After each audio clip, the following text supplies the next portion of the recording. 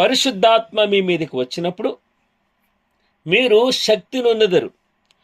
గనుక మీరు యెరూషలేములోను యూదయ సమరయ దేశముల యందంతటను భూదిగంతముల వరకును నాకు సాక్షులయ్యుందురని వారితో చెప్పాను. 2వ అధ్యాయము 1వ వచనం. పెంతెకోస్తు పండుగ దినము వచ్చినప్పుడు అందరూ ఒక చోట కూడియుండిరి.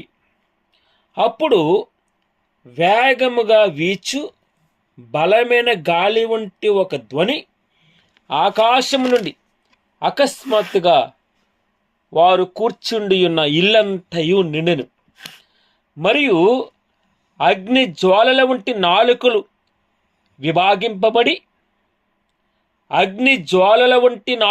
విభాగింపబడినట్టుగా వారికి కనబడి వారిలో ఒక్కొక్కని మీద వ్రాలగా అందరూ పరిశుద్ధాత్మతో నిండిన వారే ఆ ఆత్మ వారికి వాక్శక్తి అనుగ్రహించిన కొలది అన్య భాషలతో మాటలాడసాగిరి. ఆ కాలమున ఆకాశము క్రింద నుండి ప్రతి జనముల నుండి వచ్చిన భక్తి గల యూదులు యెరూషలేములో కాపురముండిరి.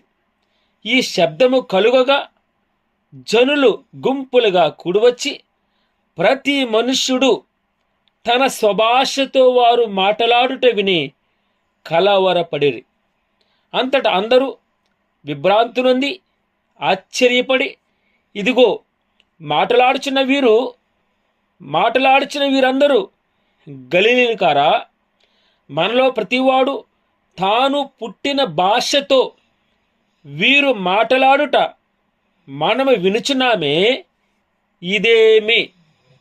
మనలో ప్రతివాడు తాను పుట్టిన దేశపు భాషతో వీరు మాటలాడుట వినుచున్నామే, ఇదేమి?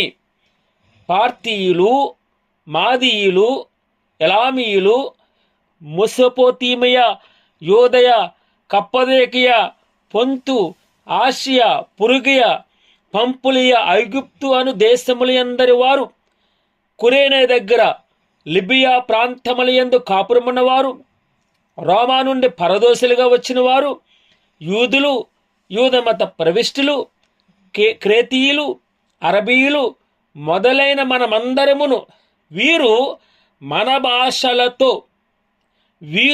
భాషలతో దేవుని గొప్ప కార్యములను వివరించుట వినుచున్నామని చెప్పుకొని